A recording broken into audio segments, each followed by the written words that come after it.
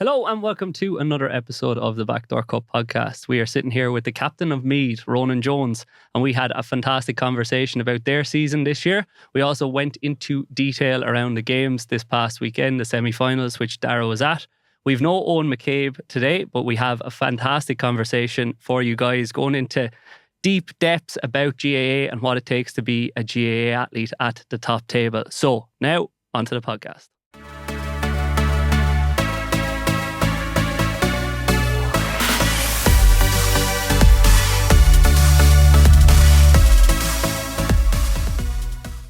Ronan, welcome to a very special episode of the Backdoor Cut Podcast.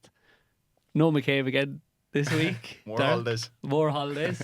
But we're delighted to have you on. And with two finals coming up, it's a good time to have you on to, I suppose, focus on what's to come rather than your season just gone, I suppose. Yeah, I suppose this is the part where people listen and go, who? Happy to be on and lovely to get in here and have a chat with you lads. I know it's been a few weeks coming, so happy to dive into it.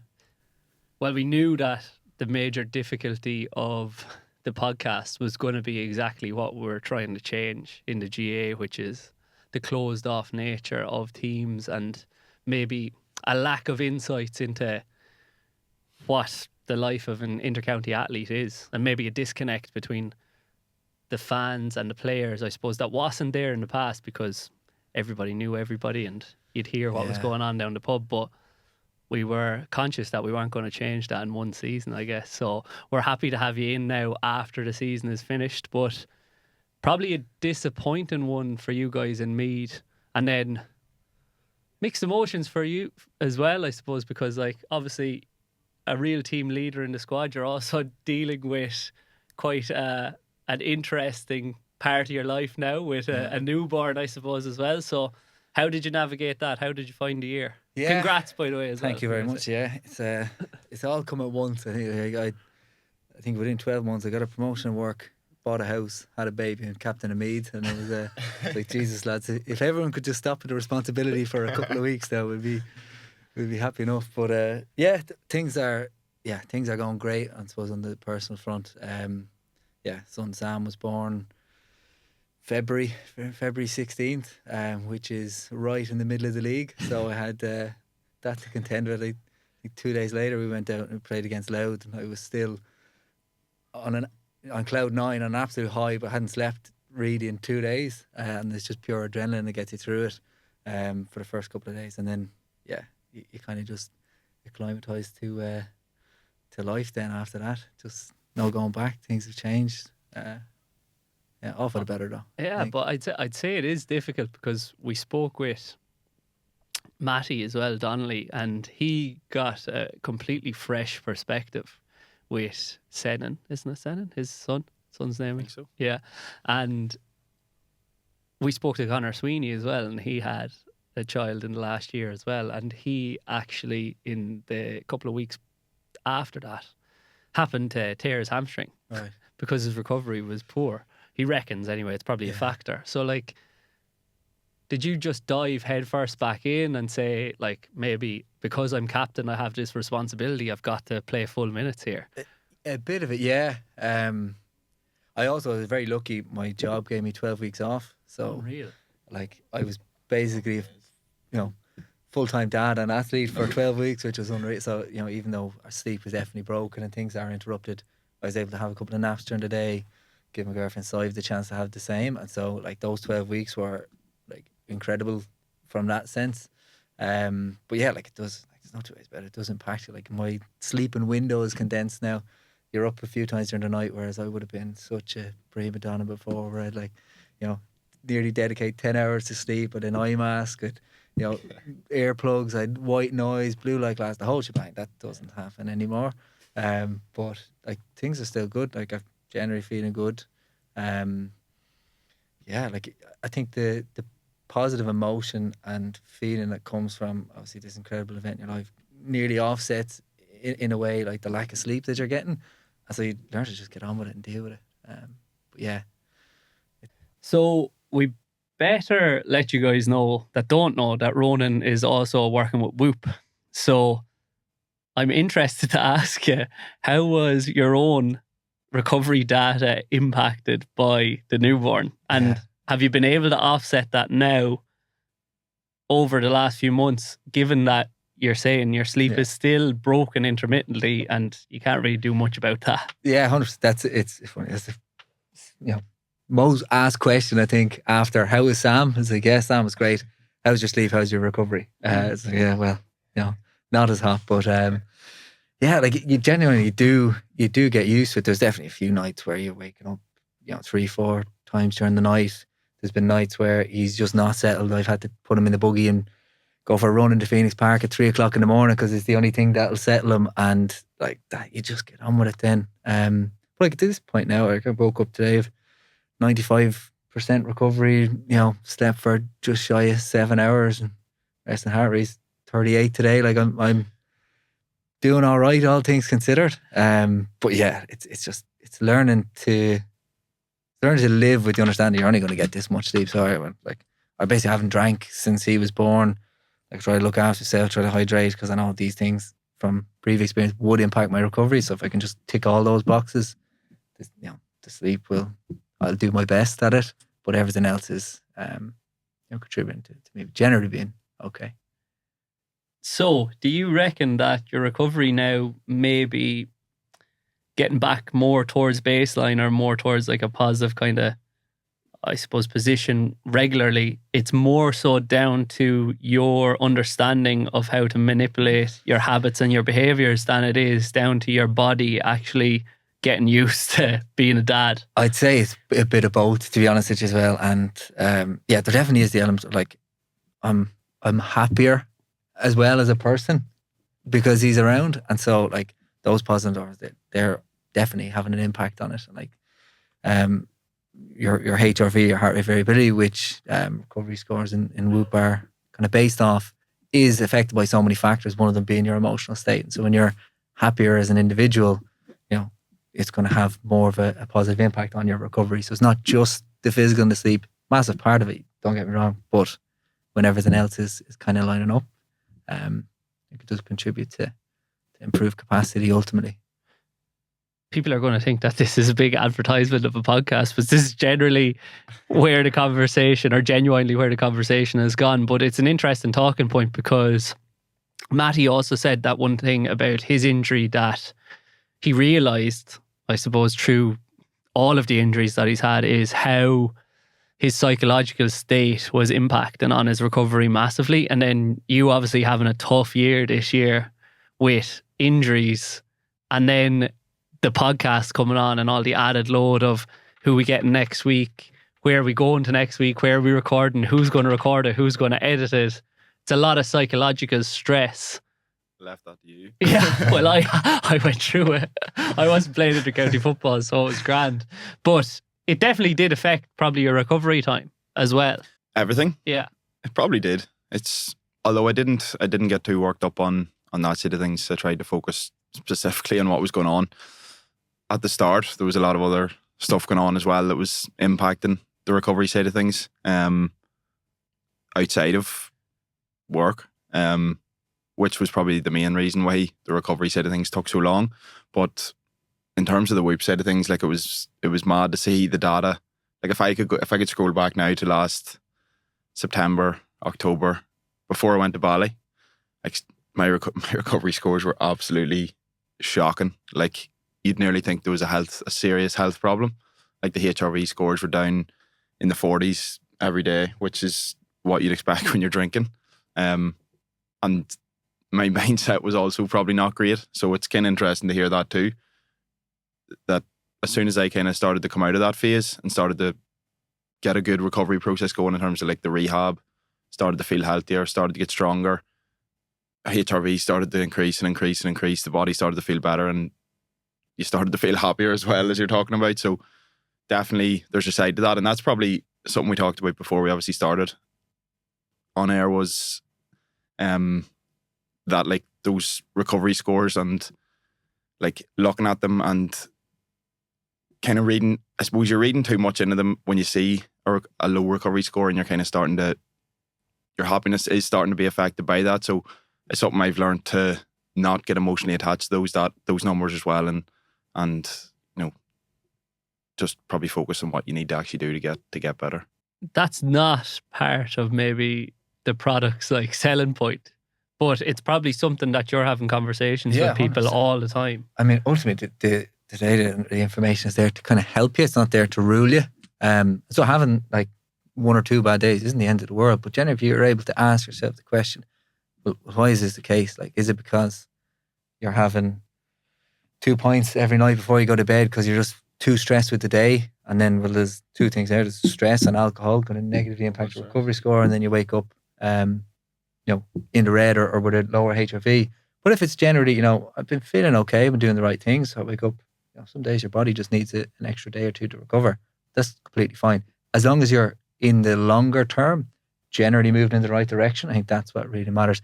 I was having a conversation with someone a couple of weeks ago, and it's kind of like, the way I was trying to equate it was like, it's like, having access to this information is like having access to your bank account, right? Like, you should probably know what's going on there. You should probably know how you're sleeping, how healthy you are, generally if you're doing the right things. But it's not right to like obsess over it and check it absolutely every single day. It's like, okay, well, are you adding to the bank account? Are you adding positive, extra sleep, recovery scores, taking care of your hydration? Or are you constantly just drawing from it? Are you just working yourself too hard, getting too stressed, overdoing it in a work setting, getting burnt out, drinking too much, not eating the right things? Like, as I said, you don't need to obsess over it every day, but you should probably have an awareness of what it is that's going on there. So it's interesting though in your position, like with Whoop, that the product is probably targeted at or is best for people that need to get control of those behaviors. But in the population, there's probably a specific small percentage of the population that obsess over those behaviors. Yeah. They're probably the most likely ones to invest in the product. Yeah. So simultaneously, you guys have to almost market it to the people that need it. And then the people that are purchasing it more often than not, make them aware that, look, this is just information for you. Yeah. You can't go overboard with this and obsess over it. Yeah. Do you have anything that you're providing for the customer or the consumer to try to get them to understand that? Yeah. So initially we didn't really, and I suppose it comes from the origins of like, this was originally a product for elite athletes, like the best of the best, who would have had teams of coaches around them helping them interpret it. Then over time, like the 10% or the 1%, let's say, that they can garner from the information could be 10% for a high performance athlete coming through, or it could be 20% for just a regular individual who wants to be healthier. So we just constantly invested on trying to make that information more accessible, easier to digest, easier to understand. And now at the point where like the onboarding journey does kind of take you through that. Like there still is an education piece to be done. We still do need to, I suppose, continue to drive that message forward. And also in the app, we do need to make things a little bit more personalized. So, for you, if you obsess over your sleep, and you want to, turn off your sleep for a couple of weeks, okay, well, you can do that, but you still need to have an understanding of your recovery scores, maybe, because you still want to train, or you don't want to see your recovery score on the day of a game. Can you go in and just switch that off, so it doesn't get into your head the day you're trying to perform or whatever. But yeah, there probably is an educational piece that still needs to be done, but I think we're trying to get there with it. That wasn't there when I was actually using the product. You couldn't switch off what you were getting. You were getting everything essentially. Yeah. And that was probably one of the reasons I'd say that I chose to, well, that and the fact that I had got a handle on my habits and improved them over time. So now my recovery had gotten better. I felt I got as much out of it, but that I could at that specific time. But that's not to say that that's going to be the case for everybody, because there probably will come a time in my life, maybe fatherhood, when I need to get a handle on it again, and that might be the time to invest. But then from what you said there, the other advice to somebody that maybe is obsessing over their sleep to the extreme is maybe have a kid, and then you won't obsess over there you go. that much. You'd be financially broke and barely sleeping, but you might get a little rebound on the recovery scores. But then, Dara, you had a big weekend this weekend. So how was your HRV this morning? I actually took it off on Saturday night and I haven't looked at it today, so I'd imagine it's down a wee bit. Obviously played a full game Friday night as well. Woke up recovery was like 50% maybe. I didn't drink anything on Friday night, but it's just interesting to see that. Like, I don't know if you've probably had a similar experience, but when you play an evening game, like 7:30, 8 o'clock, you feel completely wired to 1, 2. I rarely sleep until 2 o'clock in the morning if it's at 8 o'clock. So, and then do you take any stimulants prior to the game? I used to take like a good bit of caffeine before. I've cut way down. I don't feel like I need it anymore. I take like beta-alanine, which isn't a stimulant, but and I might take a wee bit of caffeine a bit earlier, 5 o'clock, maybe 6 o'clock, but not nearly as much as I used to take. So I actually tried that out just to see, was it the caffeine or was it the game?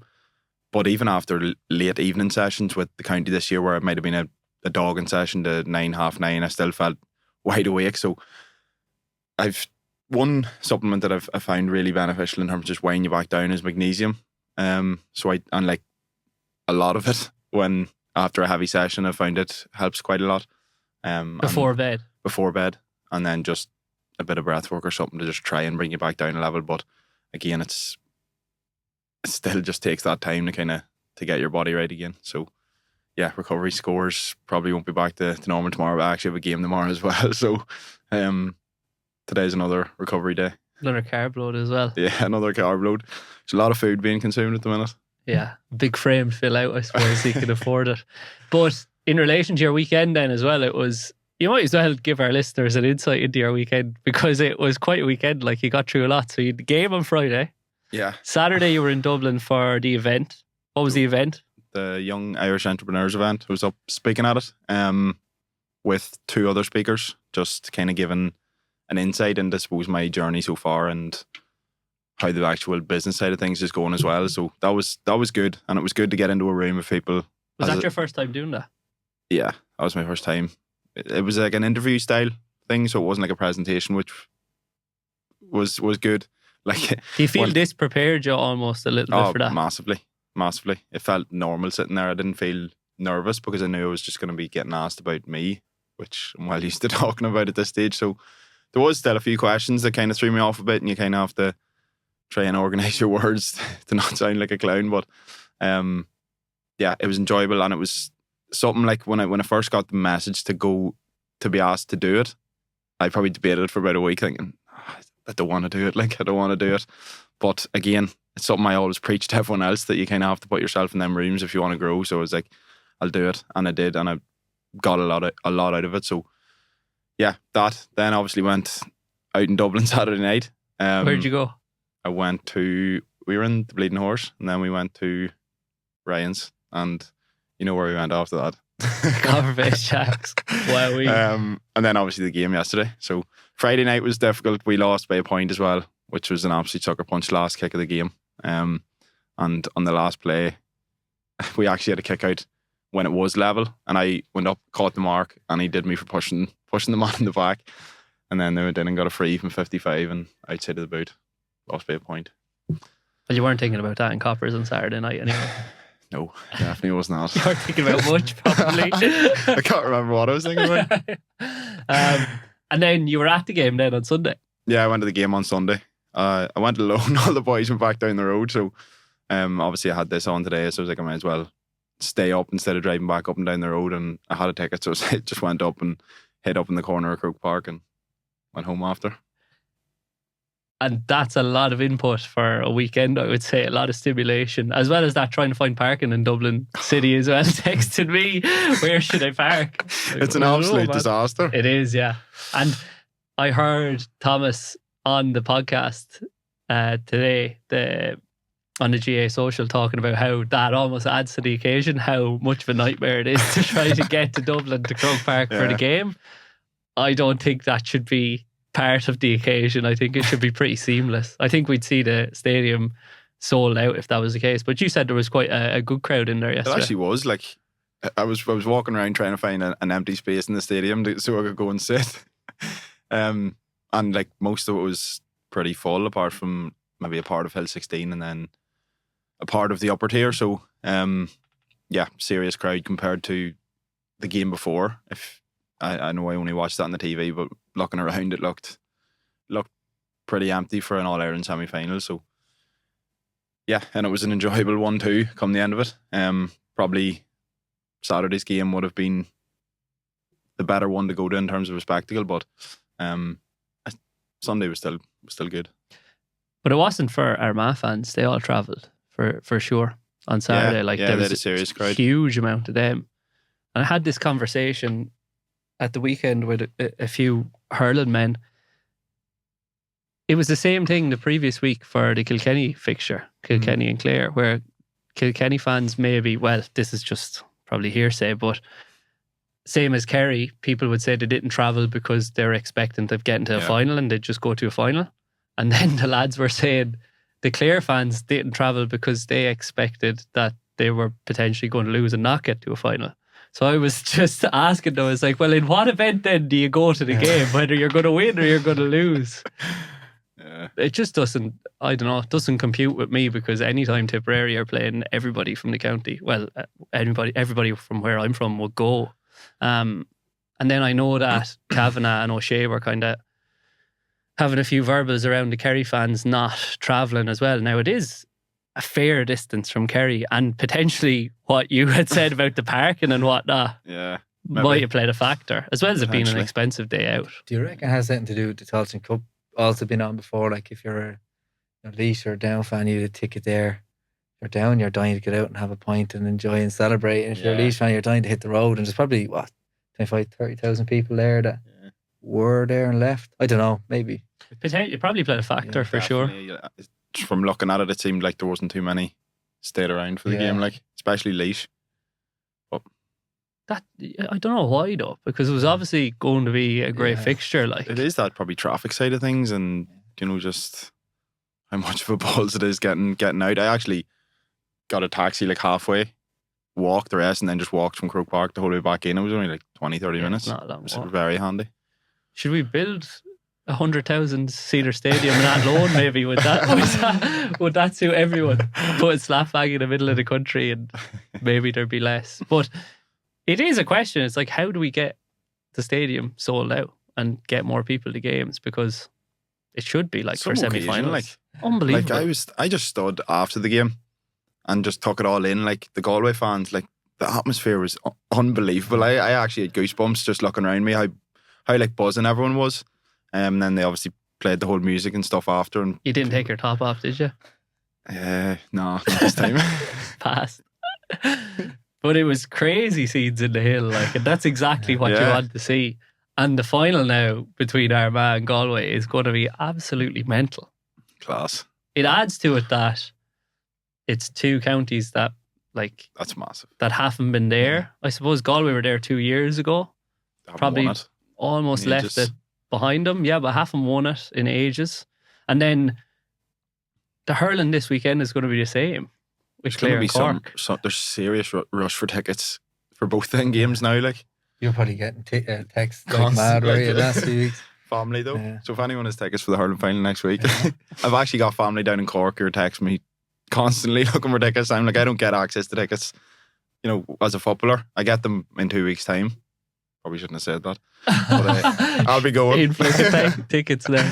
Yeah, but like, how good is it going to be to have Armagh and Galway in there? Like, look, it would have been great to have Donegal there. It would have been great to have Kerry there as well. But Kerry are always there, I suppose. I would have loved, I said to you before we came in, I would have loved to see an Armagh and Donegal final. But similarly, like, I couldn't pick who's going to win in 2 weeks. Like, it's going to be tight. Like, I think it's going to be huge just for GAA in general, these next two finals with the counties that are involved. Like, we're so used to, as you say, Kerry, Dublin, Fermanagh, Kerry and Dublin, like, constantly being in finals and winning it. So it's going to be absolutely huge. What did you make of watching it live versus watching it on the TV then? I thought it's definitely more enjoyable, obviously, being there just because you're able to take in the whole atmosphere. But I even mentioned it before, like, watching scores live is so much different to watching scores in person. Like, when we were just watching the highlights there earlier, and I was like seeing scores and going, geez, when I watched that live, I thought that was an outrageous score, but now it seems like it was a tap over.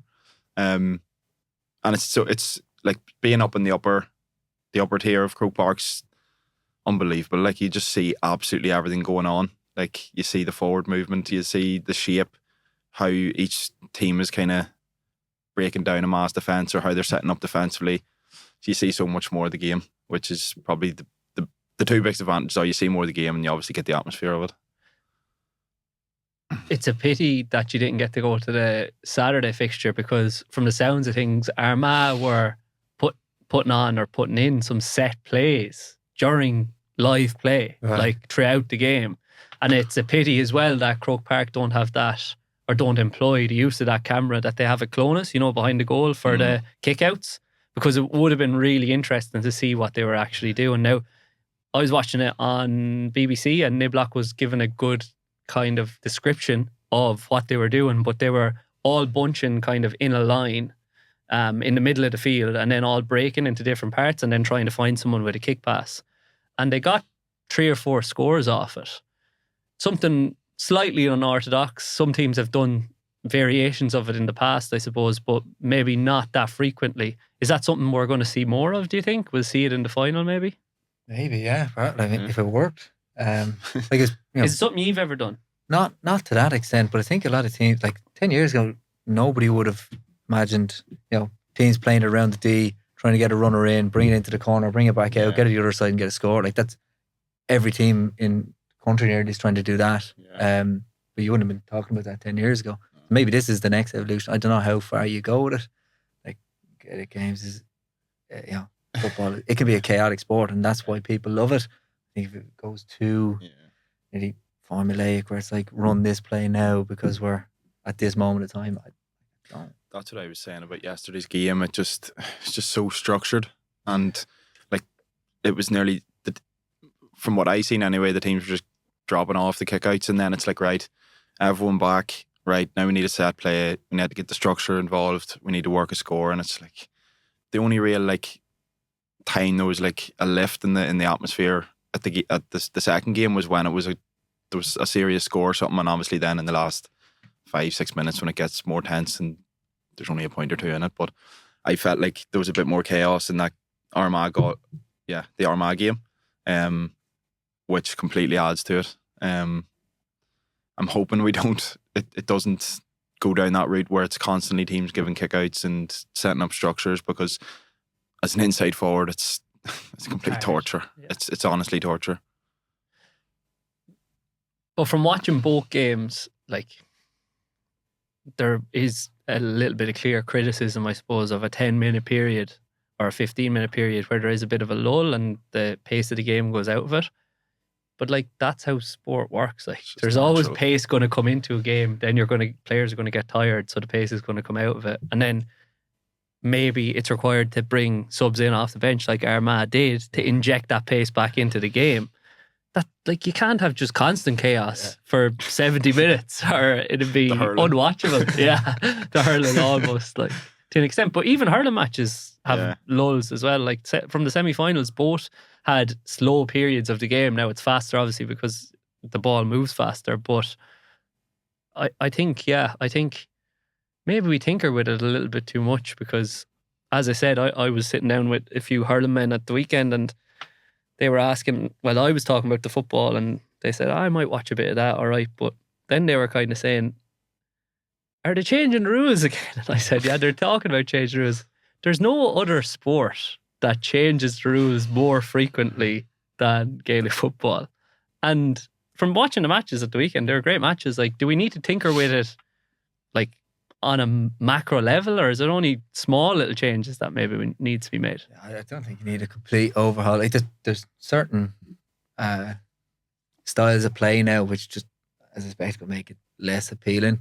But like, look at any sport. Like, look with the Premier League. Like, you remember, like, the 2007-2008 season has been an incredible season. You watch back, the football's crap. There's just a couple of good games, a couple of good moments you remember.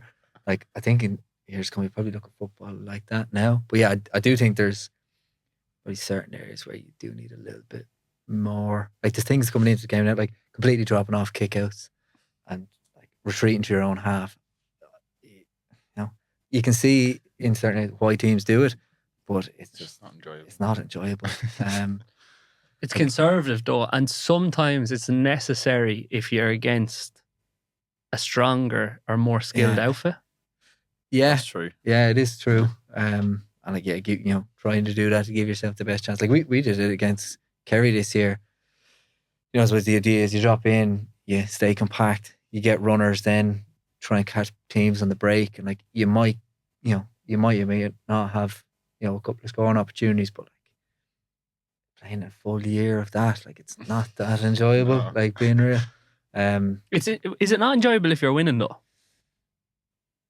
Like Armagh don't play the most exciting brand we were saying earlier, but I'd say they've enjoyed the year so far. They'll enjoy it even more if they can get over the line. I don't think they're doing that the whole time. Like no, they were like chaotic in times against Kerry and bombing forward and great runners, and that's like, I think that's how Armagh are gonna, if they do win it, that's how they'll do it. Like it's maybe not to dropping off and being ultra conservative.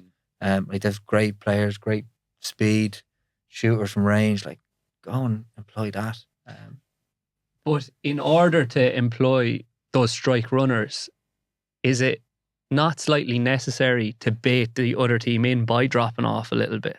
And that's how you get the exciting transition of play like we have seen with Armagh and Donegal so far this year. Yeah, perhaps if you're going for the transition play, but then like other times they press up, turn the kick out over, turn the ball over in, let's say, Kerry's defence, and they're there and they still have the pace, runners coming off, and they can get a score there. Like it's about varying it between it. Yeah. I think mixing it up. Yeah, it is. Like that's how you're going to get success. You can't press for 70 minutes. No. Like you'll get done. But equally, I don't necessarily agree with dropping off for 70 minutes for as 70 well. minutes either. Yeah. But we did see them kind of vary what they were doing at different times. Like you saw Donaghy screaming on the sideline as well for them to press up at times. They definitely vary it, like big time. Like certain moments they're like a joy to watch, and then it's probably the smartest thing to do with the way the game is right now. Is sometimes you drop off, especially like there comes times in games where it's just so intense, like you're making such hard runs and you're actually just gassed, and it's like make the smart decision here and drop, and that's just leaders around the field who call that.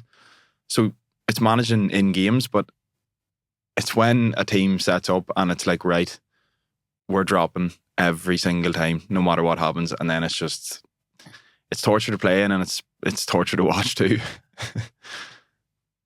One thing about varying the play as well as injecting pace into the game that I did want to cover this week or focus on is the use of the substitute bench, especially by Armagh. It seemed like Dublin have been doing that for the last couple of years, but are your finishers, in quotations, are they becoming even more important with both the style of game that's being played as well as the intensity and running demands of the game? And going forward, are we going to see teams that get to employ or do employ those finishers more effectively? Are we going to see them be more and more successful? Because it's said as well that Donegal's bench didn't have a huge impact yesterday, whereas if you look at what Armagh's bench did on Saturday, like it's one of the reasons that they got over the line. Yeah, I just think Armagh have better, like they actually have better players on the bench, like, and that's where I heard Jim talking yesterday about there's no such thing as year one. When it comes to a bench, I think that's where it comes into play. Like there's obviously new players in there, and they haven't really probably established themselves as much as Armagh's have.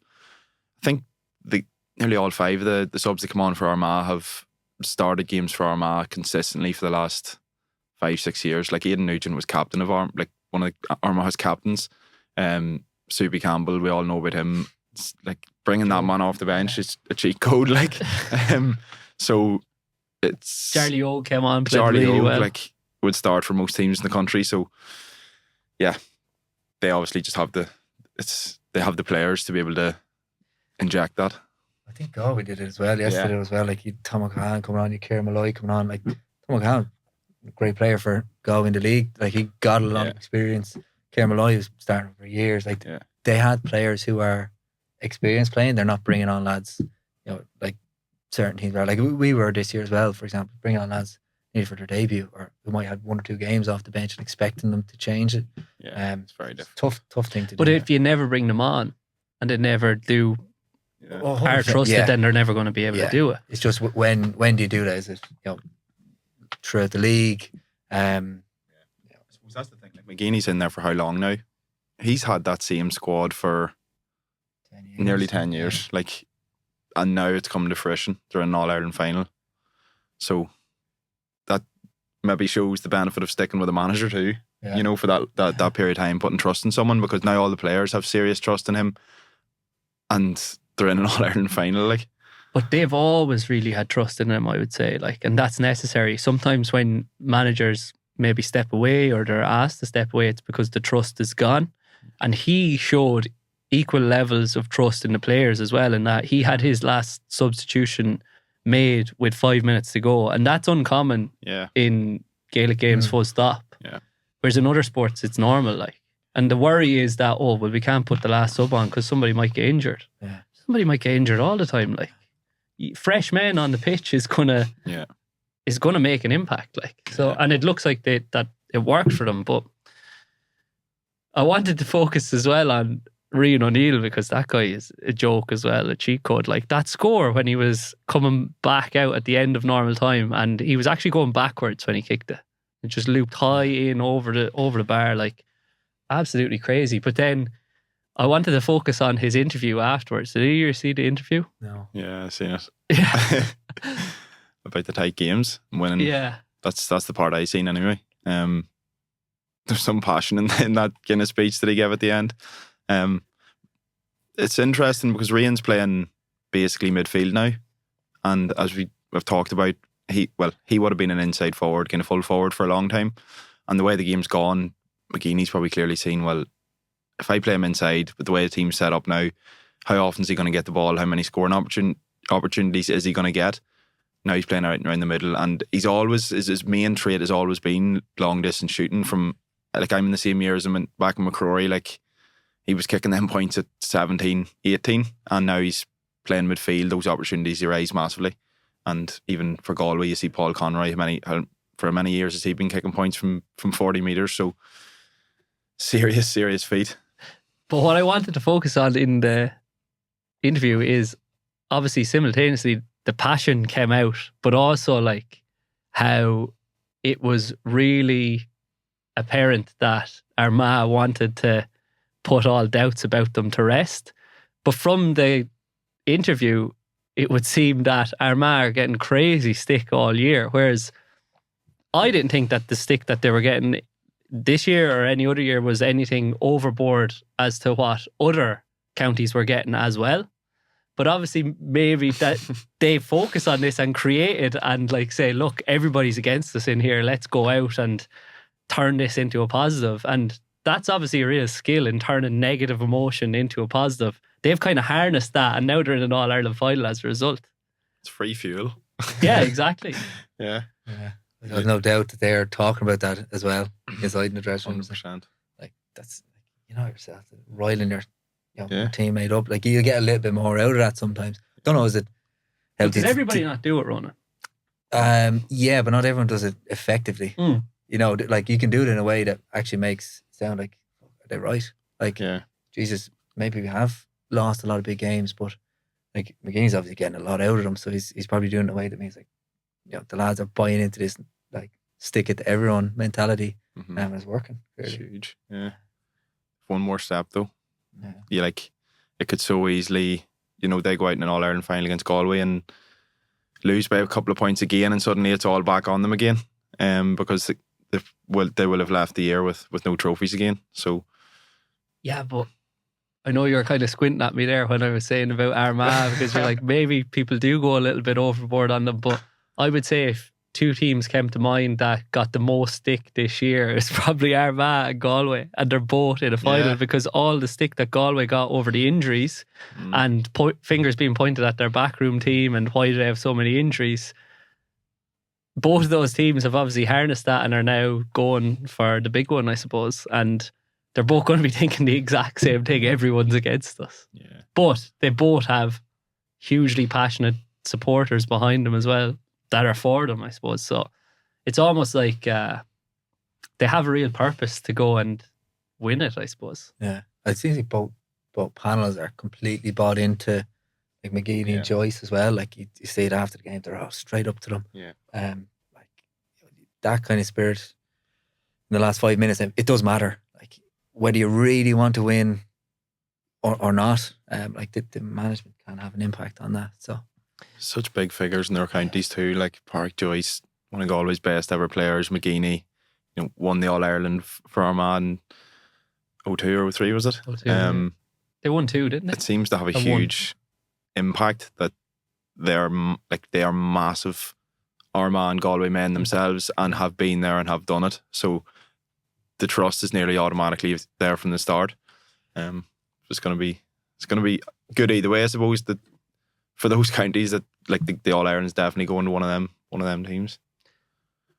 Elephant in the room then, off what you both just said there.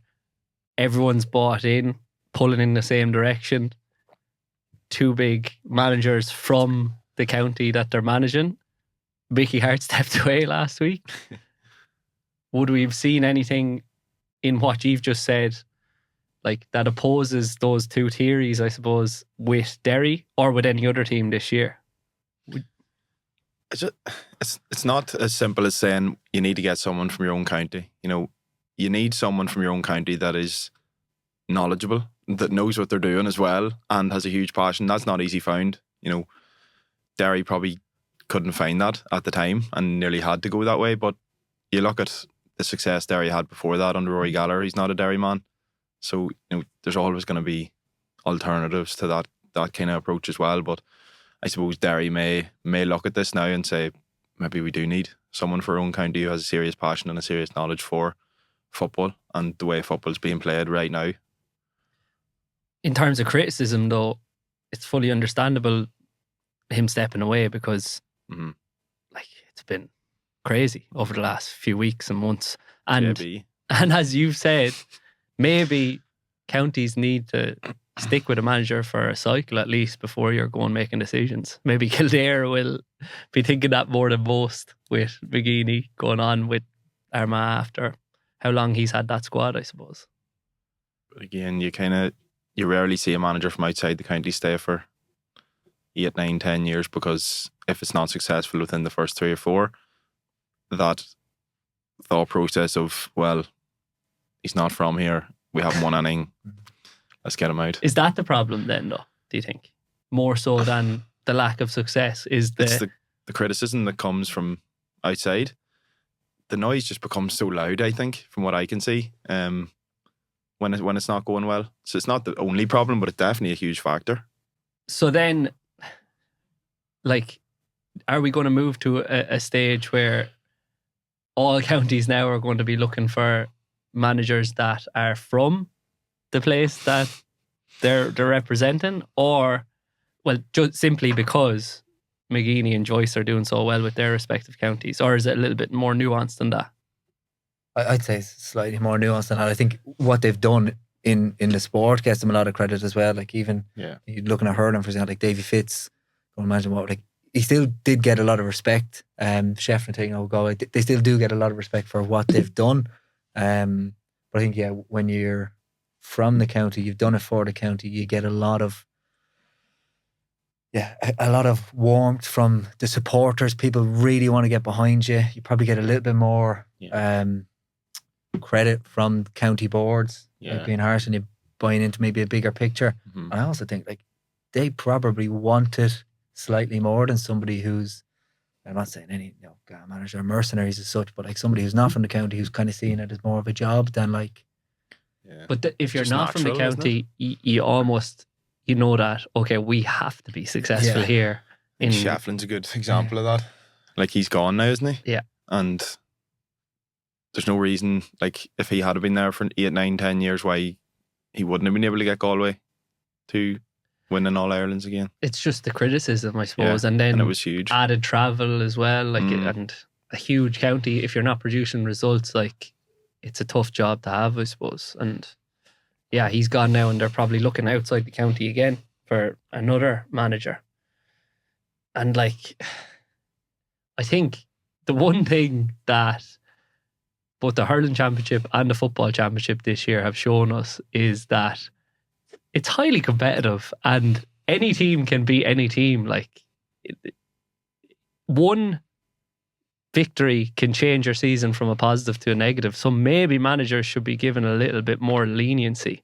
Fingers always pointed at them that they're the reason that things aren't going well. Whereas, as Jim McGuinness said yesterday, like, a goal goes in there yesterday that was it should have been covered, I suppose, but it's also a bit of luck for Galway.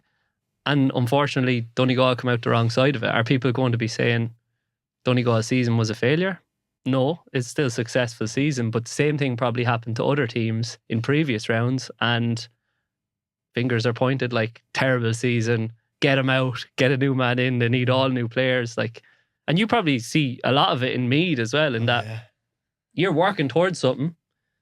You don't necessarily achieve it this year, but that's not to say you're going to achieve it in following years, but fans can be impatient, I guess. Yeah, big time. Like, we're chatting about this before.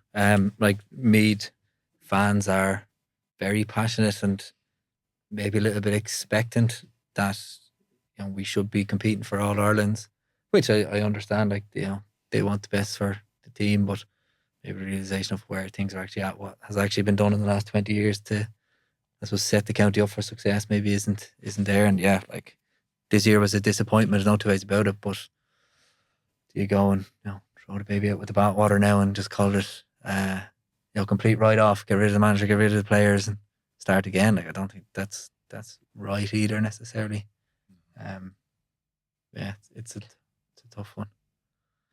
Is that criticism that comes in, is that, do you think, what makes players more reluctant to maybe speak in the media or put themselves out there? Yeah, I think so. There's maybe that. Like, we were, like, obviously not performing great at certain periods throughout the year, and you were hearing it from everyone down in the village to, like, people on podcasts, you know, slating me players and saying that, you know, you're only in it for you know, to make themselves look good, and you know, basically a bunch of posters. And I think, like, there's not one of us that are there for that reason. Like, there's no gravitas playing with me at the minute. You're not getting nothing but stick. You're training 20 hours a week. You're, you know, taking painkillers to get through sessions, and you're getting stick for just, you know, appearing to want to be there but not actually wanting to be a footballer. It's like, Jesus Christ, lads, come on. Yeah.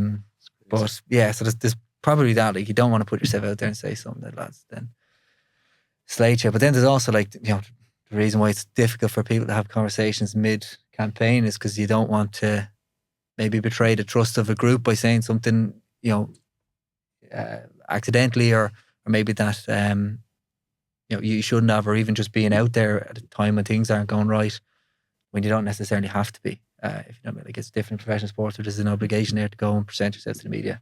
It's not in GAA. Like, we're all amateurs. Like, if you don't want to go and talk to someone, you don't have to.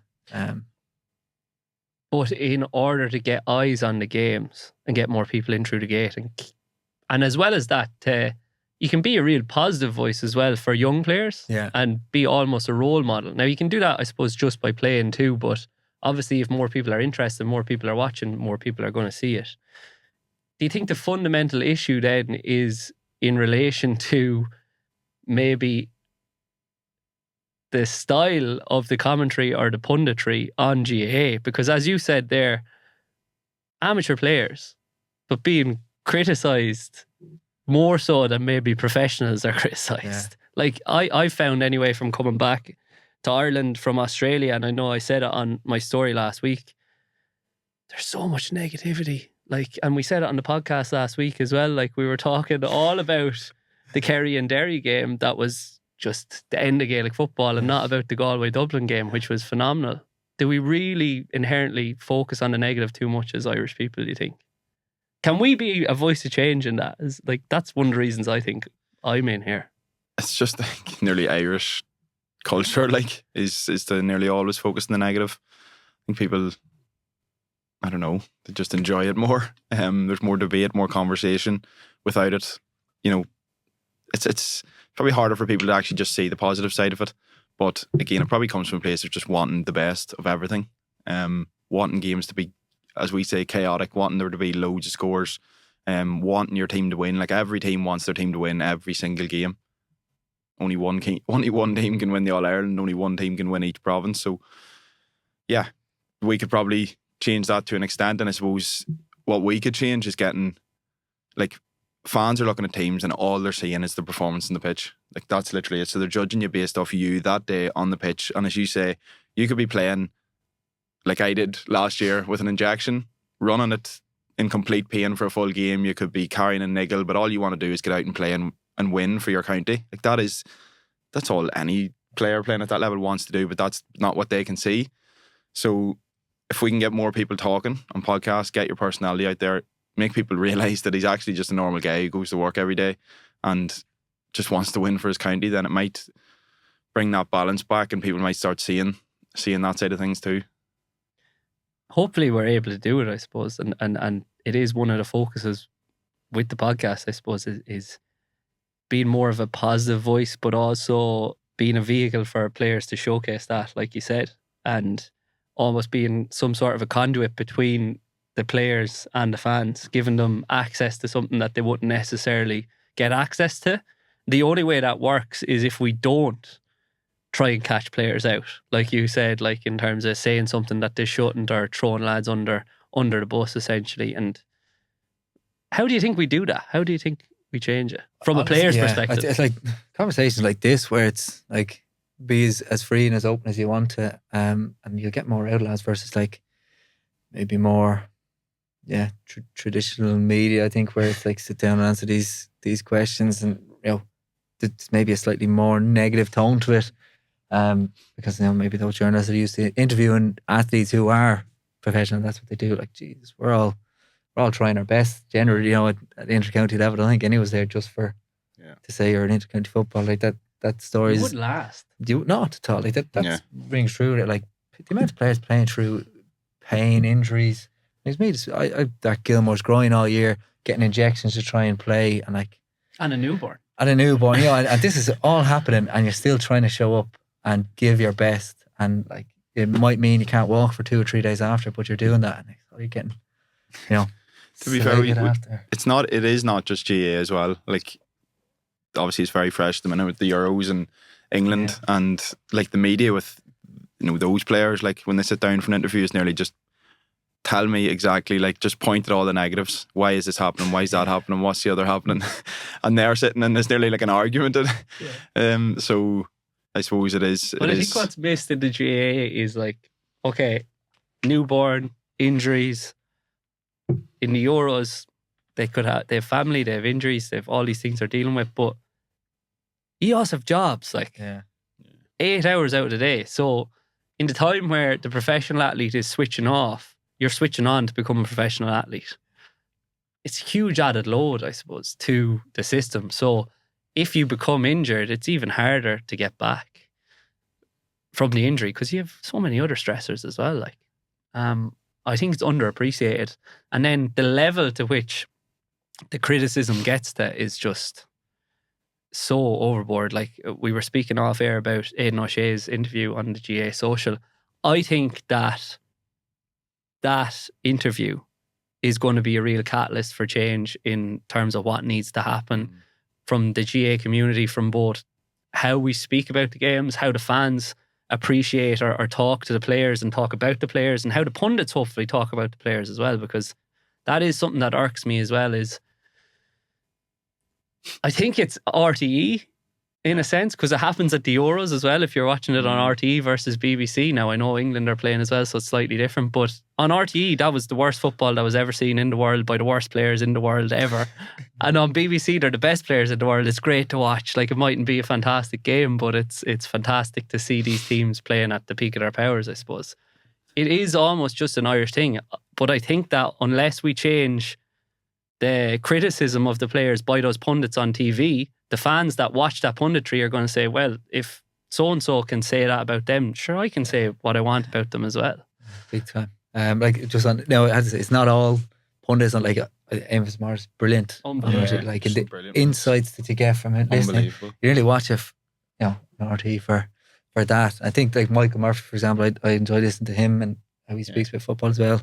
But yeah, like, that, the hate that Aidan O'Shea is getting, which, like, that's what it is. It's nearly hate from somebody from his own county, which is ridiculous. Like, that's probably happening at smaller levels throughout the county. Like I mentioned, as I would have played, we had handwritten letters to their home address to tell them to stop playing. Like, Jesus Christ, like, in what world is that acceptable? Is that happening in every county, do you think? I can't speak for every county. I don't know, is it at that level? I don't think so anyway. but- It's not happening in my county anyway. Is it happening Someone would have written to me. in, say, like strongholds, say, of football? Yeah, I think it is in the biggest counties because there's like an expectation or an expectation to win just because of previous history. Like even if, I suppose it's a good example with your county in terms of there was success before, there hasn't been in probably a long time, and that's where it's coming from. Whereas with my county, we've never won an Ulster title, we've never won an All-Ireland, so people are just like, well, same old. Yeah, so like it's up to us to just go and try to change that.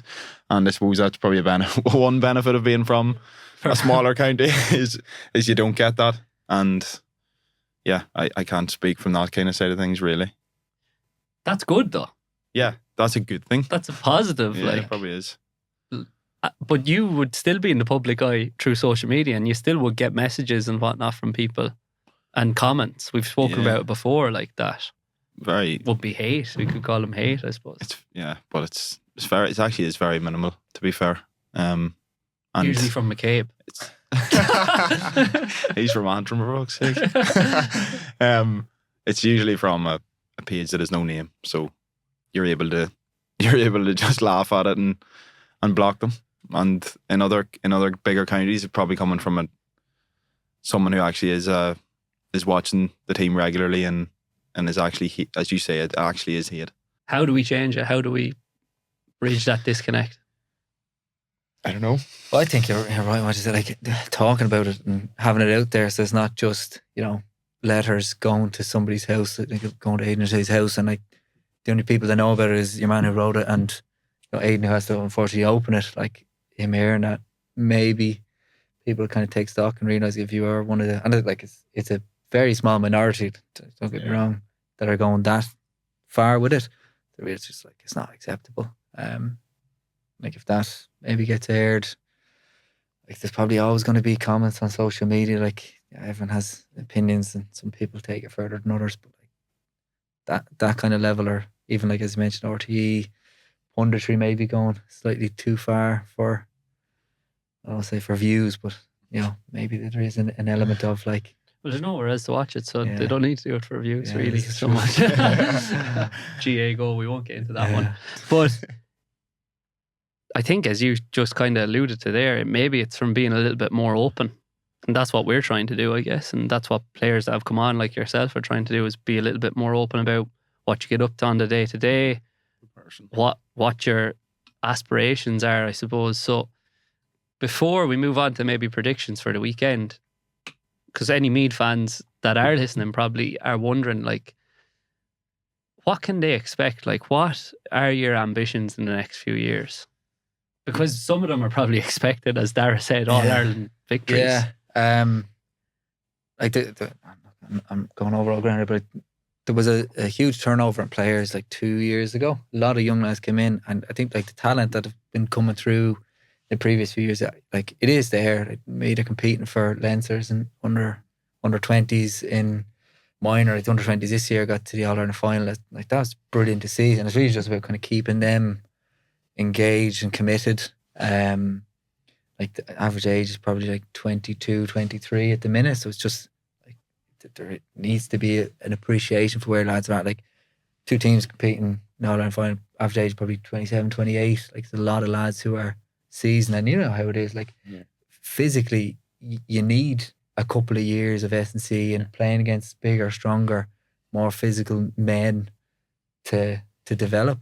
And so for us, it's just trying to nearly accelerate that process as quick as you can when we don't have more than maybe 2 or 3 really who are in the 27, 28, 29 category. So like the hope is to kind of bring those lads through, and in a couple of years time have a physically developed team who have a style of play that people can kind of get behind and understand, and then be competitive. I think that's realistically where things are at. Like they expect a group of 22, 23-year-olds to go and compete with, All-Ireland winners is probably a little bit unrealistic. That's not to say like you can't do it and things might not, things might line up next year brilliantly and we might get a huge boost. But the reality is you probably do need a couple of years of bedding in at intercounty level to really push on. What would be your one piece of, say, maybe advice to the supporters then in the next couple of years?